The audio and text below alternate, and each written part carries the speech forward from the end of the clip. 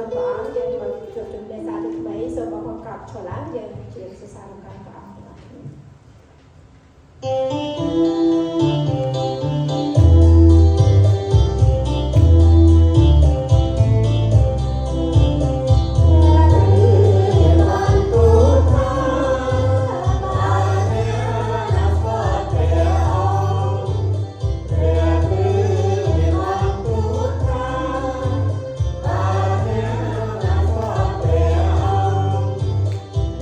សូមទទួលពីត្រង់តាម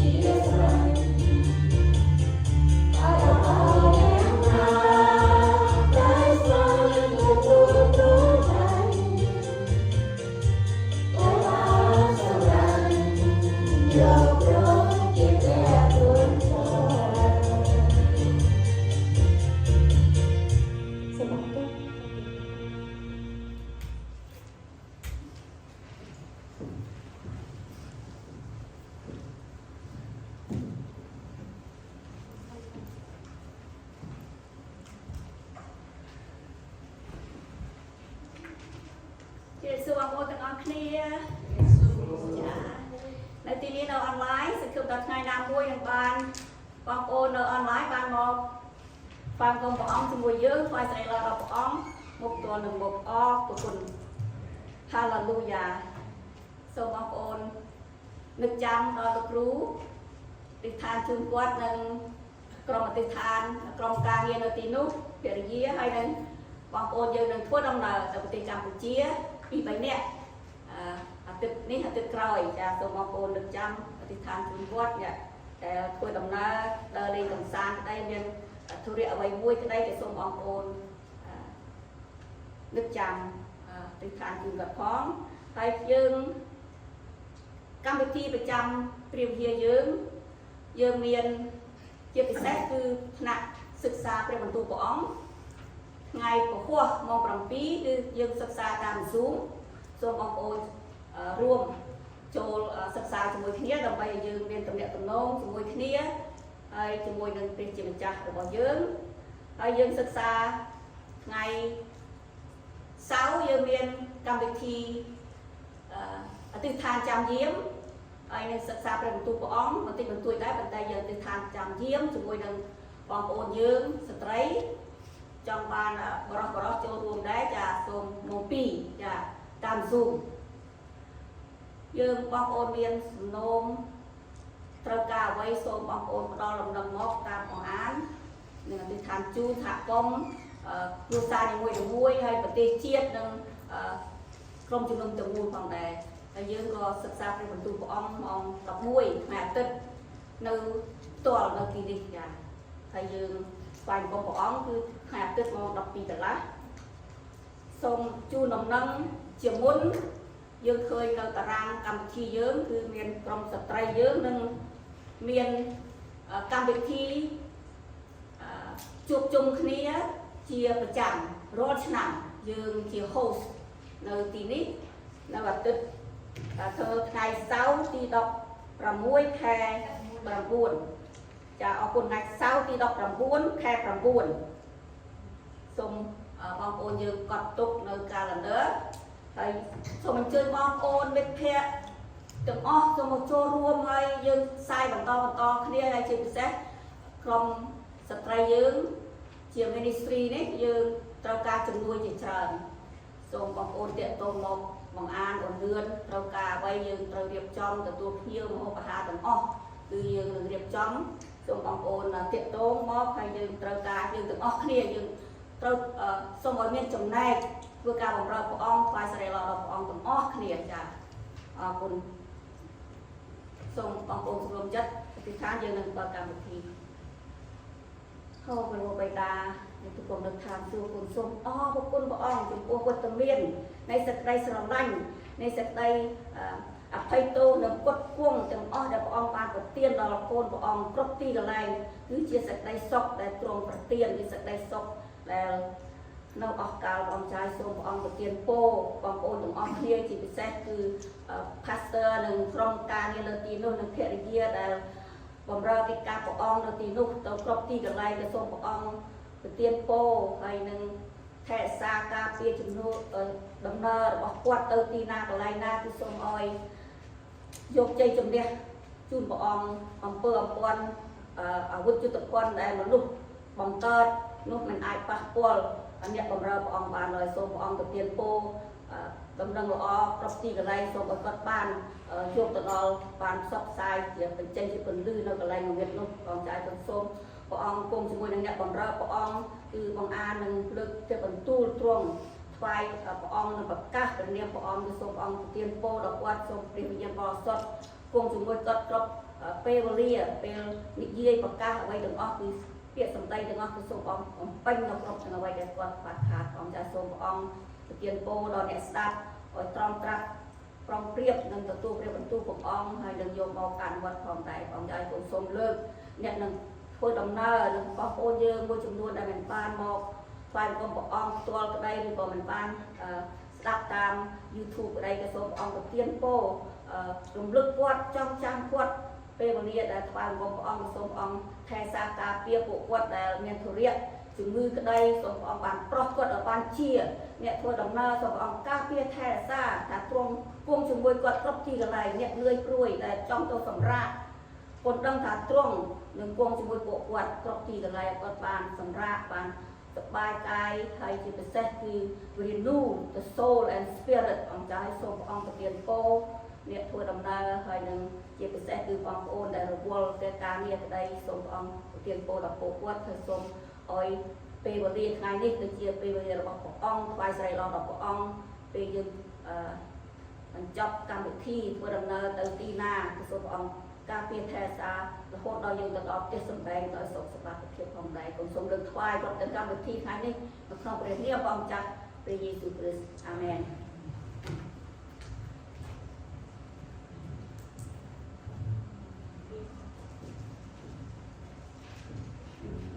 Chúng ta nhưng mà hàng cái bạn thái chúng cũng đã muốn có một hình vậy là sang sọt on nhẹ nơi ruồi hai tục nguồn ơi cho màu ở nhôm nâng ao nhẹ rót nhẹ chụp sầm ra cho tụt tua nâng nhôm hai riêng nâng chụp cho đất nhôm slow hai miền chất sọc hiệp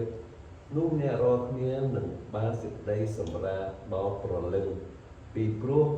nâng nhôm nghề hai bản tục nhung cột sào học quân bóng đây bản tu này từ âm cha sầm rạp riêng rồi bom từ ông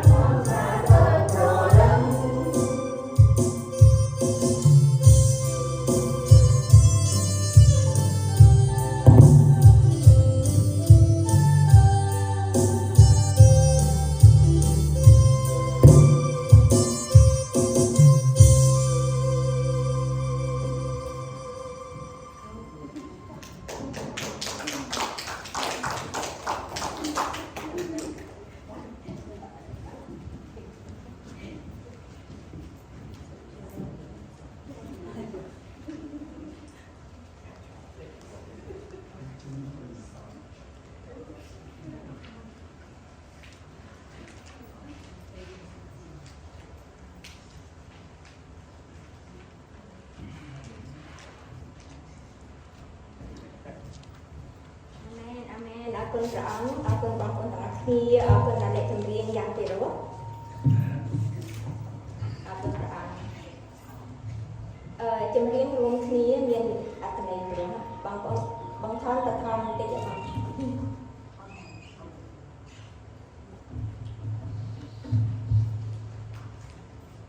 ងថនតថនបន្តិចខ្ញុំអត់ចង់និយាយតទេអរគុណបងអរគុណព្រះអង្គអរគុណសូមជម្រាបសួរបងប្អូនទាំងអស់គ្នានិងសូមអរគុណដល់ព្រះដែលព្រះអង្គបានប្រទានឱកាសនិងពេលវេលាដែលយើងទាំងអស់គ្នា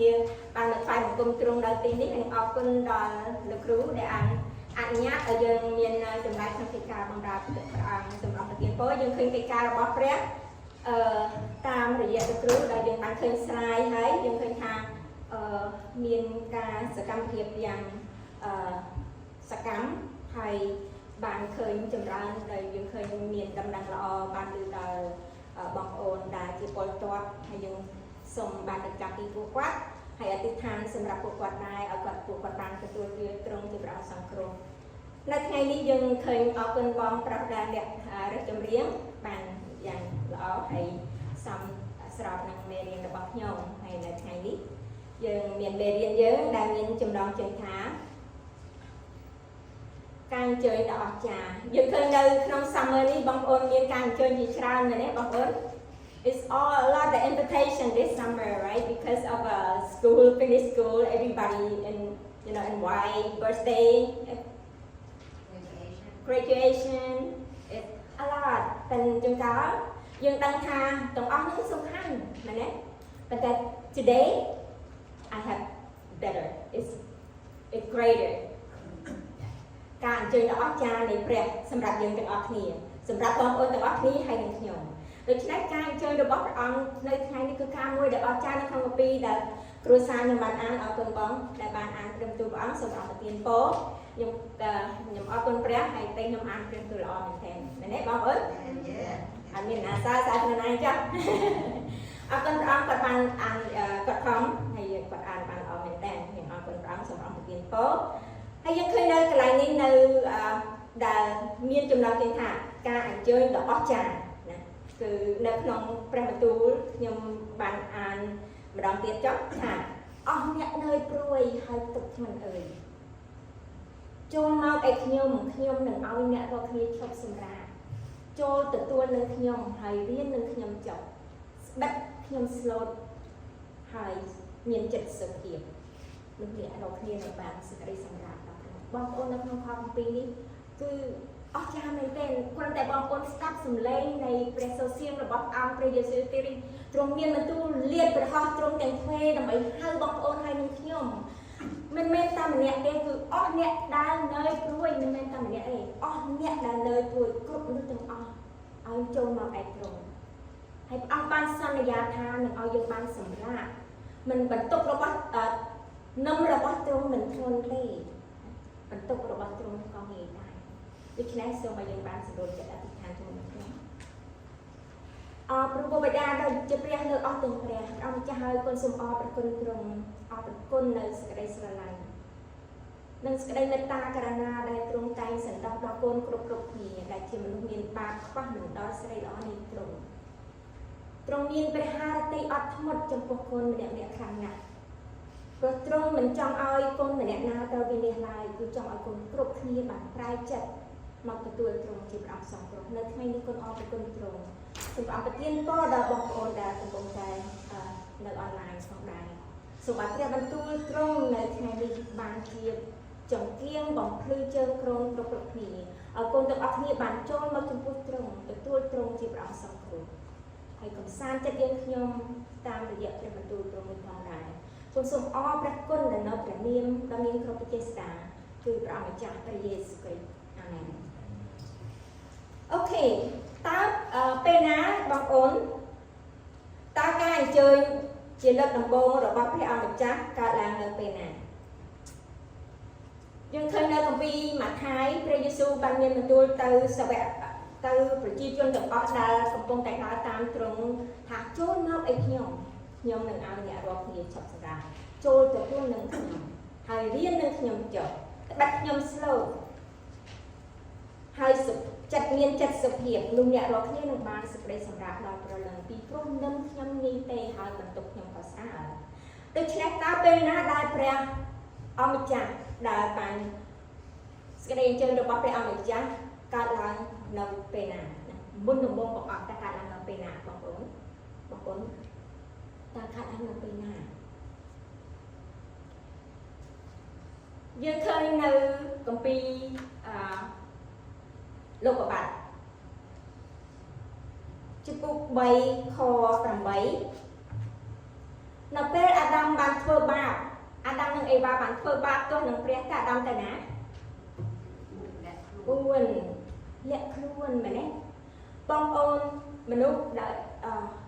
เอาเปิดบาปนำมาบางคนขายเปรี้ยเอาเปิดบาปนำมาบางคนรถเจงชงายติเปรี้ยสกัดได้งงงิดมันจังโจนมาไอ้คนลื้อเตะ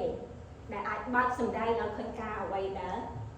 ในปีพลือลุโดยเฉพาะอาดัมนังเอวาบานผู้วันแปรปันใต้ตรงเมียนประหารตีนะการได้อาดัมบานลื้อสมเลพระเยโฮวาแต่ตรงเฮียงโจนมาขนมชวนชบาเราเวลียไงลมหายลูกอาดัมนังประปุ่นก็ปูนนังพระเยโฮวาโดยจีแปรในกันดาดาเชอขนมชวนชบาเราไปได้ก็บานลื้อสมเลพระเยโฮวาบานกระหายกวดพระองค์มันเป็นให้โดยโปรตรงเขียวหรือก็ตรงจังหมอกให้หมอกตั้งใบสไลเหมือนตรงเต้คือโดยสไลเดต้ากระนาโดยเจ็บพระเยซูบานเนี่ยมันตัวทางอ๋อเนี่ยเลยป่วยพระองค์ดังพระองค์เชียบมันเหม็นท่าพระองค์เหมือนดังที่องค์เชียบกระปิกาถึงอ๋ออาดัมบนอาดัมการว่าพระองค์เชียบให้เหมือนนี้ให้พระองค์บัดดังได้ถ้าอาดัมเลยกระไรหน้ารถส่วนชบาเจ็บพระองค์กระไรได้พระองค์เหมือนกันให้อาดัมก็พระองค์เหมือนกันแต่ขมิ้นเอาไว้ได้เลี้ยงกำบังนั่งจุดบนตรงแต่ตายโดยพระสิทธิ์ในสระนั้นพระเยโฮวาบังให้โดยเมตตากรุณาเอาขี้เมาดำไปองดังให้ท่าไอ้มันทั่วขอบแต่ตรงเมียนสิทธิ์ในเมตตากรุณาแต่ที่บังปูนให้ได้ตรงเราแต่เมียนสิทธิ์ในสระเมตตาดอกเทยืนขึ้นในกัมปีโลกปัจจุบัน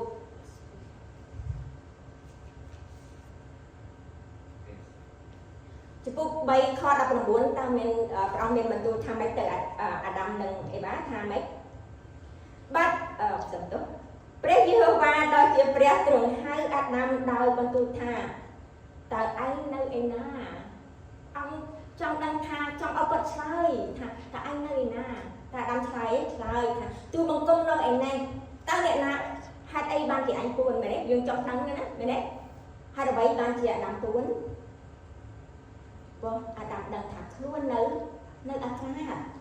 การนาอำเภอบาปจงมาดอดังถักล้วนในอาคารการได้ตอดต้นเมียนอำเภอบาปจงมาดออาดัมเอวาดาเถอะบ่ฮะเมียน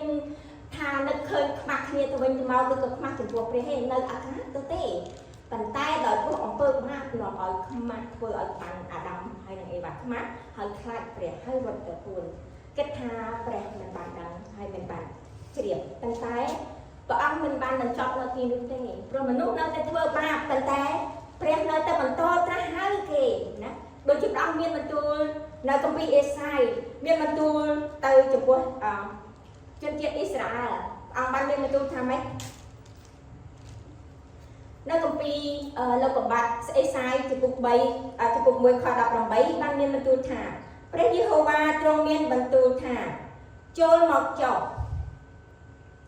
เยอะนั่งปีเพียสาเทียตัวเตียงอำเภอบาประบไอโดยเจียปกระหอมเตงก่อนห้อยกงตายหนึ่งบานสอดโดยเฮเมตตัวเตียงกระหอมชายก็ได้กงตายหนึ่งบานโดยเจียรงเจียมปืนให้ตาเมียนสกัดในตาอย่างน่าแดดแปรตรงบางอนในเป้แดดบางอนจังให้เนี่ยนะจังปีเพียซ่าหนึ่งเนี่ยนะมันเนี่ยตาบางคนตาปิเพียซ่าหนึ่งเหมือนลูกได้สกอลหรือก็บางคนจังปิตาปิเพียซ่าหนึ่งเหมือนลูกได้เจ็ดสนัดบางคนเน้นปัญหาคือสลับรอดจำลองแต่บางคนจังตาปิเพียซ่าห้าวเนี่ยนะมาปิเพียซ่าช่วยต่อสลายปัญหาหรือก็เอาดังทางโอ้การนั่งเหมือนการแต่ที่ยังนะตาบางคนจังปิเพียซ่าเหมือนนะประกอบจีโรเนี่ยได้เจ็ดสนัดเหมือนนั้นโดยฉะนั้นพระเยโฮวาตรงบ้านเมียนมันดูท่าพระเยโฮวาตรงเมียนดูท่าโจรมา ចុះយើងនឹងពិភាក្សាគ្នាអង្គរាប់ជនជាតិអ៊ីស្រាអែលព្រោះជនជាតិអ៊ីស្រាអែលដែលព្រះទ្រង់ជ្រើសរើសទ្រង់ហៅគេជាកូនស្ងួនគ្នារបស់ព្រះអង្គថាព្រះជនជាតិអ៊ីស្រាអែលដូចជាប្រស្រីប្រណិតរបស់ព្រះអង្គជាកូនស្ងួនគ្នារបស់ព្រះអង្គអង្គអត់បានបោះបង់ចោលគេព្រះអង្គស្រឡាញ់គេហៅគេមកទោះបីបាបឯងក្រហមតែយ៉ាងណាក៏ដោយឯងនឹងបានសល់ដូចហើយមែនណាព្រះអង្គបានមានប្រហារតីអត់ធ្មត់នឹងអត់ទៅឲ្យគេណានៅគម្ពីរអេសាយអញ្ចឹងបើយើងចង់ដឹងនៅគម្ពីរព្រះយេស៊ូវបានមានបន្ទូលដល់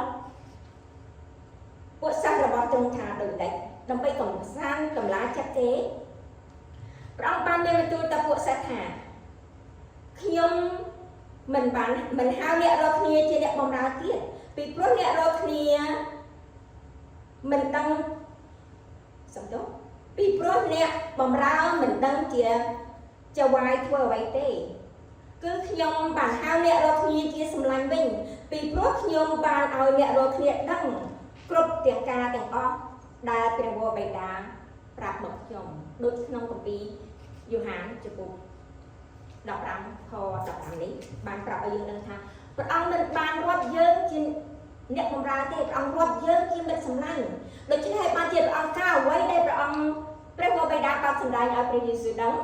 អង្គបង្ហាញឲ្យយើងរាល់គ្នាដឹងដែរដូច្នេះគ្មានអ្វីដែលលាក់កំបាំងគឺអ្វីតើព្រះអង្គបានសម្ដែងឲ្យយើងដឹងដោយរបៀបណាគឺតាមរយៈព្រះបន្ទូលទ្រង់ធ្វើម៉េចឲ្យយើងយល់ព្រះបន្ទូលទ្រង់យើងអ្នកជឿព្រះយើងមានព្រះវិញ្ញាណបរិសុទ្ធទ្រង់គង់ក្នុងចិត្តដូច្នេះយើងមានព្រះវិញ្ញាណរំលឹកដាក់ទឿនយើងឲ្យយើងបានដឹងថាព្រះអង្គស្រឡាញ់យើងព្រះអង្គអត់បោះបង់ចោលយើងព្រះអង្គគង់នៅជាមួយនឹងយើងអញ្ចឹងបានជាយើងព្រះអង្គហៅគេមកប្រាប់គេឲ្យដឹងណាដូចជាហោរាអេសាយបានមានប្រសាសន៍ថាព្រះយេហូវ៉ាទ្រង់មានបន្ទូលមកយើងនឹងពិភាក្សាគ្នាណានៅកន្លែងនៅសញ្ញាថ្មីព្រះយេស៊ូវថាអ្នករកគ្នាមិនមែនជាអ្នកបម្រើទៀតគឺជាមិត្តសម្លាញ់យើងអាចពិភាក្សាគ្នាបានមែនទេបងប្អូនយើង trust យើងទុកចិត្តមិត្តសម្លាញ់របស់យើងដែលស្មោះត្រង់ណាដូច្នេះហើយព្រះយេស៊ូវទ្រង់ក៏បានទុកចិត្តនឹងព្រះអង្គឲ្យយើងបានទុកចិត្តនឹងព្រះអង្គដែរដូច្នេះហើយបានជានៅក្នុងពីការត្រាស់ហៅដ៏អស្ចារ្យគឺមានចំណុច3ដែលខ្ញុំចង់លើកមកដើម្បីសិក្សាជាមួយគ្នាទី1ព្រះអង្គបានមានបន្ទូលថាចូលមកឯខ្ញុំណាហើយទី2ទ្រង់បានមានបន្ទូលថាចូលទទួលនឹងខ្ញុំចុះចូលទទួលនឹងខ្ញុំទី3ចូលរៀននឹងខ្ញុំចុះណាយើងត្រូវតែយកការនេះមកពិចារណាជាមួយគ្នាទី1ព្រះអង្គបានមានបន្ទូលថាម៉េចចូលមកឯខ្ញុំអស់អ្នកនៅព្រួយហើយផ្ទុកធ្ងន់អើយចូលមកឯខ្ញុំចូលមកឯខ្ញុំនឹងឲ្យអ្នករាល់គ្នាឈប់សម្រាកអង្គបានប្រទានព្រោះអស់អ្នកនៅព្រួយបងប្អូនតើបងប្អូនមានបន្ទុកអ្វីបងប្អូនអត់អាច sometimes យើងអត់អាច you cannot share your burden to anybody except to God you can share anything to God that he not gonna speak when you share with God won't go and share with anybody else but if you share with people maybe some people that you cannot trust but you can trust God យើងទុកចិត្តព្រះអង្គមានបន្ទូលថាចូលមកឯខ្ញុំអស់អ្នកនឹងនឿយព្រួយហើយទុកមកហើយបងប្អូនជួនកាលយើងមានបន្ទុកធ្ងន់ដែលយើងមិនអាចចែកចាយឲ្យអ្នកណាដឹងបានទេ even your close friend but only God you can share anything ព្រះអង្គបានមានបន្ទូលថាចូលមកឯខ្ញុំហើយអស់ទាំងបន្ទុកបងប្អូនមានអង្គទទួលគ្រប់ទាំងបន្ទុករបស់បងប្អូននៅពីពេត្រាទី1ចំពោះ5ខ7បានថាបានបញ្ជាក់ថាចូលផ្ទេរគ្រប់ទាំងបន្ទុករបស់អ្នករាល់គ្នាទាំងអស់ទៅលើទ្រង់ត្បិតទ្រង់យកព្រះហត្ថីទុកដាក់នឹងអ្នករាល់គ្នាផ្ទេរគ្រប់ទាំងបន្ទុកទៅលើអង្គទ្រង់នឹងយកព្រះតីទុកដាក់ហើយព្រះអង្គបានមានបន្ទូលទៀតថានៅនាខាងមុខបងប្អូននឹងមានសេចក្តីសុខសម្រាប់បងប្អូនមិនមែនសម្រាប់ថ្ងៃអាទិត្យនេះតែប៉ុណ្ណោះទេគឺសម្រាប់ខាងឯងប្រលឹងនៅនាខាងមុខនៅពេលណានៅពេលដែលយើងស្លាប់ទៅយើងបានទៅនៅជាមួយនឹងទ្រង់ ហើយសម្រាប់អស់កាលចំណេញសម្រាប់មិនមែនធ្វើអីនេះទេគឺយើងសរសើរនឹងកាយព្រះអង្គជានិច្ច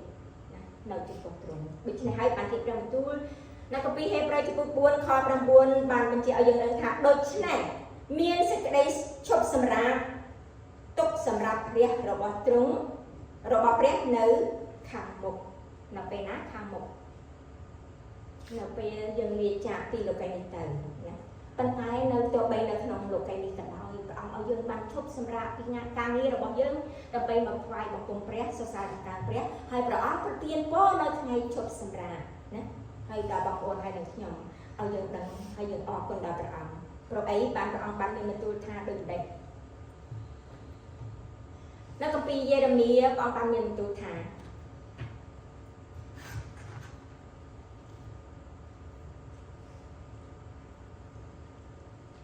បាត់អញបានចំអែតប្រលឹងរបស់មនុស្សដែលល្វើយហើយឯប្រលឹងព្រួយលំបាកនោះអញបានឲ្យស្កប់ចិត្តឡើងវិញបងប្អូនគ្រប់របស់ទាំងអស់នៅលើលោកីនេះយើងមានសពបែបយ៉ាងទាំងអស់តែសំខាន់យើងអត់បានស្កប់ចិត្តទេយើងតែងតែចង់បានទៀតដែលនៅលោកីនេះប៉ុន្តែព្រះអង្គអ្វីដែលយើងមានព្រះអង្គថាឲ្យយើងបានស្កប់ចិត្តនៅអ្វីដែលយើងមានហើយដូច្នេះយើងអរគុណព្រះដែលព្រះអង្គបានប្រទានឲ្យព្រះអង្គចំអែកដល់អ្នកដែលមានទុក្ខលំបាកគឺសេចក្តីស្កប់ចិត្តគឺព្រះយេស៊ូវបានមានបន្ទូលថាមានបទចម្រៀងមួយដែលខ្ញុំតែងតែលើកឲ្យចែកចាយដល់បងប្អូនថាមានព្រះយេស៊ូវមានគ្រប់ទាំងអស់មានអ្វីដែលយើងមានគឺស្កប់ចិត្តទោះបីមិនមានស្រុកស្ដំខាងទ្រព្យសម្បត្តិលោកីតែយើងមានព្រះយេស៊ូវនៅក្នុងចិត្តនោះគឺយើងបានស្កប់ចិត្តដោយព្រះអង្គបានប្រទានឲ្យយើងអរគុណព្រះហើយចំណុចទី2យើងដឹងហើយថានៅក្នុងលោកីនេះបងប្អូនគ្មានអ្នកណាហ៊ានសន្យាថាអូចូលមកឲ្យខ្ញុំនឹងឲ្យអ្នកឈប់សម្រាកហើយនឹងឲ្យយើងបានសម្រាប់ដល់ព្រលឹងនោះទេមានតែទូអង្គព្រះយេស៊ូវគ្រីស្ទមួយប៉ុណ្ណឹងដែលព្រះអង្គបានសន្យាហើយទ្រង់នឹងធ្វើសម្រេចដូច្នេះហើយព្រះអង្គបានមានបន្ទូលទៀតថាចូលទទួលនឹងខ្ញុំហើយព្រះអង្គមានបន្ទូលថាដូចម្ដេចហើយពីព្រោះនឹងខ្ញុំងាយទេហើយបន្ទុកខ្ញុំក៏ស្រាលនៅកន្លែងនេះហេតុអ្វីបានជាព្រះយេស៊ូវលើកព្រះបន្ទូលនេះមកដើម្បីបង្រៀនដល់ពួកសាវកនិងសិស្សរបស់ទ្រង់ដោយព្រោះអាចារ្យផារីស៊ីគេបានបន្ថែមបន្ទុកជាធ្ងន់ដល់ពួកអាចារ្យដល់ដល់ជនជាតិអ៊ីស្រាអែលសូម្បីតែយើងដឹងហើយថានៅពេលដែលសាវកដើរតាមព្រះយេស៊ូវនៅពេលដែលគេឃ្លានគេបូតគួរស្រូវហើយយកមកញីនឹងដៃហើយគេទទួលទានគេថាពួកអ្នកឯងធ្វើខុសនឹងបញ្ញត្តិច្បាប់របស់ព្រះគេបន្ថែមបន្ទុកមួយហើយមួយទៀតនៅលើជនជាតិអ៊ីស្រាអែលប៉ុន្តែព្រះយេស៊ូវបានបង្រៀនឲ្យគេបានដឹងថាទ្រង់ជាម្ចាស់នៃថ្ងៃឈប់សម្រាកហើយទ្រង់បានមានបន្ទូលថាពីព្រោះនឹងខ្ញុំងាយទេហើយបន្ទុកខ្ញុំក៏ស្រាលព្រះអង្គបានមានបន្ទូលនៅកន្លែងនេះឲ្យយើងដឹងថាអ្វីដែលការដែលយើងជឿព្រះអង្គយើងអត់អាចយើងយកអ្វីទៅថែមដើម្បីឲ្យព្រះអង្គស្រឡាញ់យើងលើសពីនេះដើម្បីឲ្យយើងបានសង្គ្រោះនេះទេហើយយើងក៏មិនអាចធ្វើអ្វីថែមទៀតដើម្បីឲ្យព្រះអង្គសង្គ្រោះយើងដែរគឺព្រះអង្គធ្វើមួយដងជាសម្រាប់រួចមកហើយគឺការសគត់នៅលើឈើឆ្កាងនោះឯងយើងអត់បាច់យកអ្វីទៅថែមពីលើនឹងទៀតដើម្បីឲ្យយើងជួយឲ្យយើងបានសង្គ្រោះនោះទេដូច្នេះបន្ទុកទ្រង់ស្រាលនឹងទ្រង់ស្រាលដូច្នេះបានជាព្រះអង្គមានបន្ទូលនៅគម្ពីរយ៉ូហានជំពូកទី1ជំពូក5ខ3ថាត្បិតនេះហើយជាសេចក្តីស្រឡាញ់ដល់ព្រះគឺឲ្យយើងកាន់តាមអស់ទាំងបញ្ញត្តិរបស់ទ្រង់ឯបញ្ញត្តិនោះមិនមែនជាបន្ទុកដ៏ធ្ងន់ទេដូចនេះសេចក្តីស្រឡាញ់ដល់ព្រះអង្គតែជនជាតិអ៊ីស្រាអែលជនជាតិយូដាពួកអាចារ្យពួកផារីស៊ីគិតថាគេត្រូវតែធ្វើដើម្បីឲ្យគេបានឲ្យព្រះបានស្រឡាញ់ដល់គេបានសេចក្តីស្រឡាញ់មកអំពីទ្រង់ប៉ុន្តែទុយនៅកន្លែងនេះព្រះអង្គបានមានបន្ទូលថាសេចក្តីស្រឡាញ់របស់ទ្រង់បញ្ញត្តិរបស់ទ្រង់នោះមិនមែនជាបន្ទុកដល់យើងរាល់គ្នាទេគឺគ្រាន់ឲ្យយើងមកទទួលជឿតែប៉ុណ្ណោះហ ហើយយើងនឹងបានសង្គ្រោះយើងអត់ហត់បន្ថែមធ្វើការអ្វីផ្សេងទៀតដើម្បីឲ្យយើងបានសេចក្តីស្រឡាញ់ពីព្រះហើយបានសង្គ្រោះនោះទេគឺព្រះអង្គបានធ្វើមួយដងជាសម្រាប់រួចហើយបានជានៅក្នុងគម្ពីរយ៉ូហាន 15:12 បានមានបន្ទូលទៀតថាដែលថាសំទៅពេលវេលាបានសម្រាប់ហើយនគរព្រះជាតិដល់ហើយ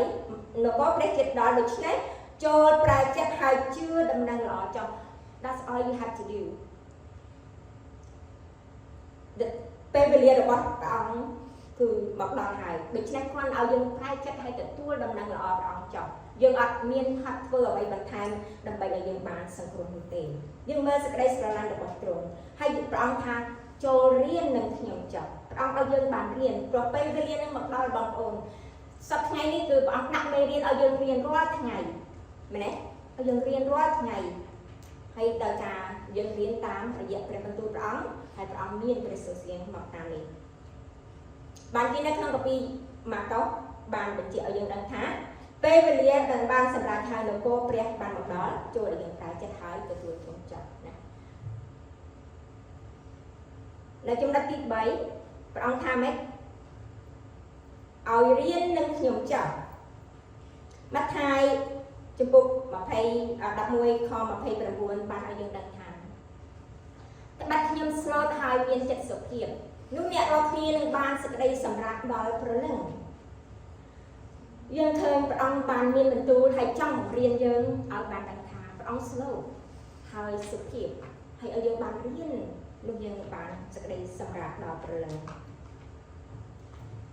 នៅព្រះបន្ទូលព្រះអង្គបានបញ្ជាក់ឲ្យយើងដឹងថានៅពេត្រុសទី1ជំពូក2ខ27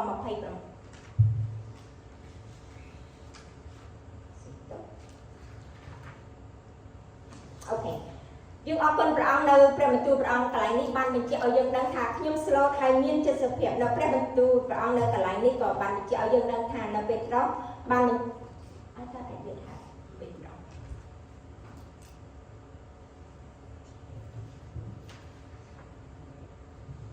អូខេយើងអរគុណព្រះអង្គកន្លែងនេះយើងឃើញថាភាពស្លូតមិនមែនជាភាពខ្សោយទេក៏គឺវាជាការគឺជាកម្លាំងដែលស្ថិតនៅក្រោមការគ្រប់គ្រងយើងឃើញព្រះយេស៊ូវបានមានបន្ទូលចង់ឲ្យយើងរៀនតាមព្រះអង្គនៅពេលដែលព្រះអង្គមានបន្ទូលថាភាពស្លូតបូតសំទោសភាពស្លូតបូតមិនមែនជាភាពទន់ខ្សោយទេគឺជាកម្លាំងដែលស្ថិតក្នុងការគ្រប់គ្រងយើងឃើញព្រះបន្ទូលព្រះអង្គនៅគម្ពីរពេត្រុសបានបញ្ជាក់ឲ្យយើងដឹងថាកាលគេបានជេរប្រមាថដល់ទ្រង់នោះទ្រង់មិនបានជេរតបវិញទេខណៈដែលទ្រង់រងទុក្ខនោះក៏មិនបានកំហុសកំហែងដល់គេដែរគឺបានប្រគល់ព្រះអង្គទ្រង់ទៅព្រះដែលជំនុំជម្រះដល់សច្ចរិតវិញបងប្អូននេះហើយជាព្រះអង្គបានមានបន្ទូលអង្គនៅពេលដែលយើងដើរតាមព្រះយេស៊ូវជួបការប្រហែលជាបងប្អូនហើយនឹងខ្ញុំមានជួបប្រទះនឹងការបៀតបៀនប៉ុន្តែព្រះអង្គបានមានបន្ទូលថាឲ្យយើងរៀនតាមព្រះអង្គបានយាងចុះមកពីស្ថានសួគ៌ចុះមកផែនដីលះបង់ប្រជញ្ញជំនួសបាបយើងគឺព្រះអង្គបានបន្ទាបអង្គទ្រង់ព្រះអង្គអត់បានតយុទ្ធនឹងគេទេព្រះអង្គបានប្រគល់រូបអង្គទ្រង់ជំនួសយើងហើយព្រះអង្គបានមានបន្ទូលនៅក្នុងកាពីពេត្រុសអំបញ្ញមិញនេះបានបញ្ជាក់ឲ្យយើងដឹងថាខណៈដែលទ្រង់ត្រូវគេធ្វើទុក្ខរងខណៈដែលទ្រង់រងទុក្ខនោះក៏មិនបានកំហុសកំហែងដល់គេដែរគឺបានប្រគល់ព្រះអង្គទ្រង់ទៅព្រះដែលជំនុំជម្រះដល់សុចរិតបងប្អូនពេលខ្លះយើងជួបប្រទះនឹងទុក្ខលំបាកប៉ុន្តែបងប្អូនត្រូវចាំថាព្រះនៃយើងទ្រង់យុត្តិធម៌ទ្រង់សុចរិតណាស់ដូច្នេះហើយបានជាអរគុណដល់ព្រះអង្គទ្រង់បានលះបង់ព្រះជន្មទ្រង់ប្រសូតនៅលើឈើឆ្កាងជំនួសបាបយើងដូច្នេះយើងគ្មានអ្វីដែលគួរឲ្យយើងផិតភ័យទេដូច្នេះហើយកន្លែងនេះចង់មានបន្ទូលថាចាត់រៀបទៀតផ្ដល់អត្ថភាពដល់ការចម្រើនបំរើដល់ព្រះដល់អ្នកដទៃសន្តោសខ្ញុំមើលអសឃើញនៅទីនោះខ្ញុំមើលនៅក្តារខ្ញុំបានចាមានចិត្តរៀបទៀតផ្ដល់អត្ថភាពដល់ការបម្រើដល់ព្រះ ដល់អ្នកដទៃដូច្នេះព្រះយេស៊ូវបានមានបន្ទូលបង្ហាត់បង្រៀនឲ្យយើងបានបន្ទាបខ្លួនបម្រើព្រះអង្គយាងមកមិនមែនឲ្យគេបម្រើទេគឺដើម្បីបម្រើអ្នកដទៃបានជានៅក្នុងគម្ពីរភីលីបចំពោះ2ខ7បានបញ្ជាក់ឲ្យយើងដឹងថាព្រះទ្រង់បានលះបង់ព្រះអង្គទ្រង់មកយករូបភាពជាអ្នកបម្រើវិញព្រមទាំងប្រសូតមកមានរូបជាមនុស្សផងអង្គលះបង់នគរឋានសួគ៌ដ៏រុងរឿងឧត្តមរបស់ទ្រង់បានបន្ទាបខ្លួនដើម្បីចុះមកផែនដីសគត់ជំនួសបាបយើងហើយលះបង់ព្រះជន្មទ្រង់គឺជាថ្លៃសងបាបយើងដូច្នេះយើងអរព្រះគុណដល់ព្រះក្នុងយើងរស់នៅក្នុងជីវិតដែលជាអ្នកជឿព្រះយើងរស់នៅក្នុងជីវិតដែលមួយដែលមានសង្ឃឹមហើយព្រះអង្គបានបង្ហាត់បង្រៀនយើងឲ្យយើងបានយកតម្រាប់តាមទ្រង់បានជានៅក្នុងគម្ពីរនេះព្រះអង្គបានមានបន្ទូលថាយូហាន13:15បានបញ្ជាក់ឲ្យយើងដឹងថាត្បិតខ្ញុំបានធ្វើតម្រាប់ទុកឲ្យអ្នករាល់គ្នាហើយដើម្បីឲ្យអ្នករាល់គ្នាត្រាប់តាមការដែលខ្ញុំបានធ្វើឲ្យនោះឃើញអង្គបានធ្វើទុកជាតម្រាប់នោះហើយដែលព្រះអង្គបានមានបន្ទូលថាឲ្យរៀនពីទ្រង់ណាធ្វើតាមទ្រង់អ្វីដែលទ្រង់បង្រៀនតាមរយៈព្រះបន្ទូលរបស់ព្រះយើងអរគុណដល់ព្រះនៅព្រះបន្ទូលព្រះអង្គនៅគម្ពីរនេះជាខបញ្ចប់របស់ខ្ញុំបានប្រាប់ឲ្យយើងដឹងថានៅគម្ពីរពេត្រុសទី1ចំពោះ2ខ21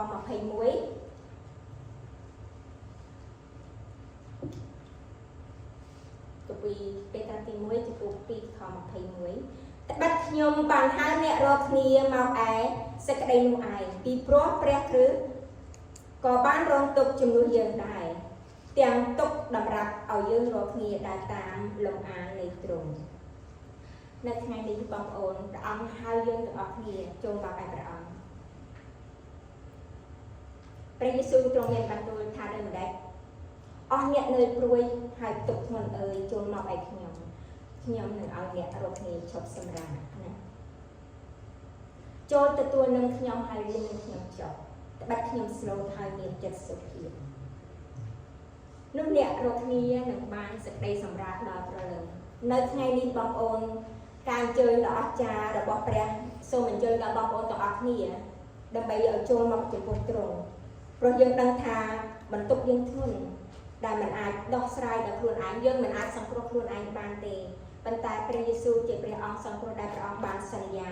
ឲ្យយើងទាំងអស់គ្នាបានចូលមកឯព្រះអង្គ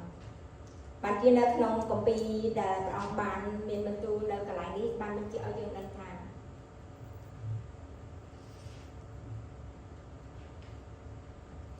ចូលមកឯខ្ញុំហើយរៀននឹងចូលទទួលនឹងខ្ញុំហើយរៀននឹងខ្ញុំចាសសូមឲ្យបងប្អូនចូលមកឯព្រះអង្គហើយទទួលយកនឹមរបស់ទ្រង់ជានឹមងាយហើយស្រាលហើយនឹងរៀននឹងជាមួយនឹងព្រះអង្គដូចជាព្រះអង្គបានមានបន្ទូលដែលខគម្ពីរដែលយើងបានអានដូចមកហើយ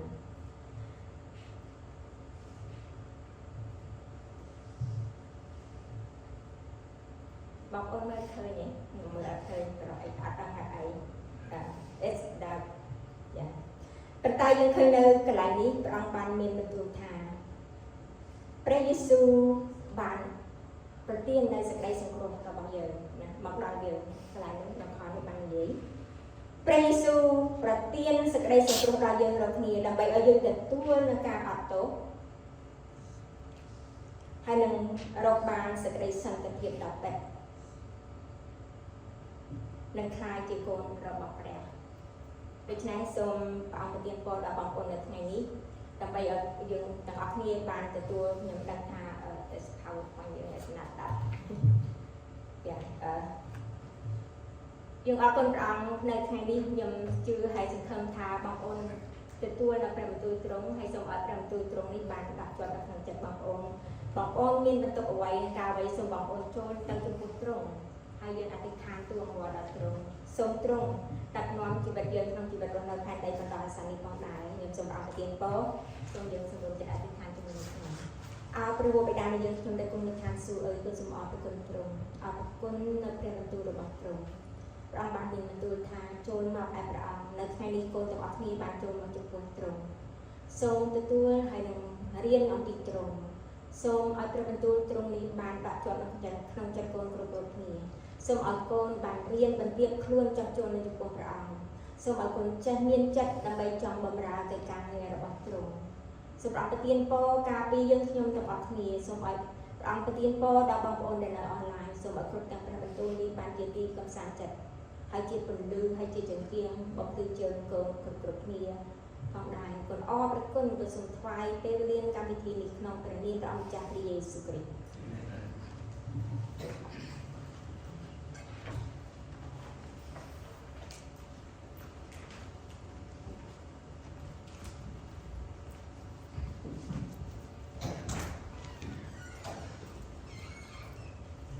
សូមជួបបងប្អូនសាជាថ្មីពេលនេះខ្ញុំបងប្អូនទាំងអស់សូមរួមចិត្តអធិដ្ឋានលើប្រាថ្នាជាមួយយើងខ្ញុំអរព្រយវ៉ាដែលជាព្រះអស្ចារ្យលើអស់ទាំងព្រះព្រមទាំងបរិជ្ជបុត្រាដែលជាព្រះលះបង់ជីវិតដើម្បីសង្គ្រោះយើងទាំងអស់គ្នាព្រមទាំងព្រះវិញ្ញាណដ៏បរិសុទ្ធសន្ធិដ្ឋលើក្រុមជំនុំយើងខ្ញុំទាំងអស់ព្រមទាំងក្រុមជំនុំទូទាំងពិភពលោកផងដែរថ្ងៃនេះដែលជាថ្ងៃបរិសុទ្ធរបស់ទ្រង់ជួបបង្គំឈ្មោះគ្នាដែលលះបង់ពេលវេលាដ៏មានតម្លៃនេះមកថ្វាយបង្គំទ្រង់ដែលជាព្រះដ៏អស្ចារ្យដែលមិនអាចបំភ្លេចបានជួបបង្គំសូមអធិដ្ឋានដល់ពិភពលោកនេះកំពុងតែមានបញ្ហាគ្រប់កាលៈទេសៈដែលមានសង្គ្រាមគ្រប់ទាំងពិភពលោកដែលមានទុក្ខលំបាកគ្រប់គ្នាសូមព្រះអង្គប្រទានពរដើម្បីឲ្យគេសាសនាជាតិសាឡើងវិញដើម្បីឲ្យកុំឲ្យមានជម្លោះតទៅមុខទៀតទន្ទឹមនេះផងដែរទូបង្គំនឹងទាំងអស់គ្នាមានប្រាក់ដង្វាយដើម្បីតបស្នងសងប្រគុណវិញដើម្បីឲ្យពពររបស់ព្រះអង្គចាក់ដល់ពេញហូរហៀរដល់ទូបង្គំផងដែរដោយក្នុងព្រះនាមព្រះអង្គម្ចាស់ព្រះយេស៊ូវគ្រីស្ទ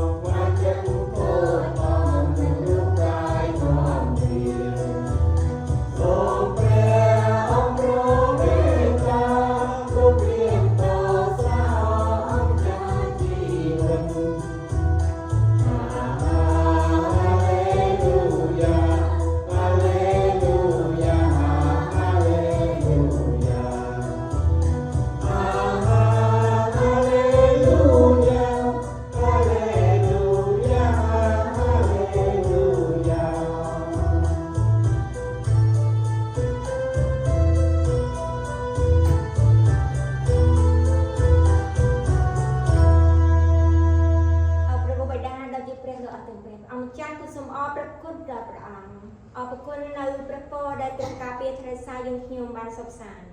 អរព្រគុណទ្រង់នៅពេលវេលារសៀលនេះដល់ទីបញ្ចប់ព្រះអង្គចាស់ហើយសូមព្រះអង្គប្រទានពរទាំងមេដល់បងប្អូនទាំងអស់ដែលនៅអនឡាញនិងនៅទីនេះផងដែរ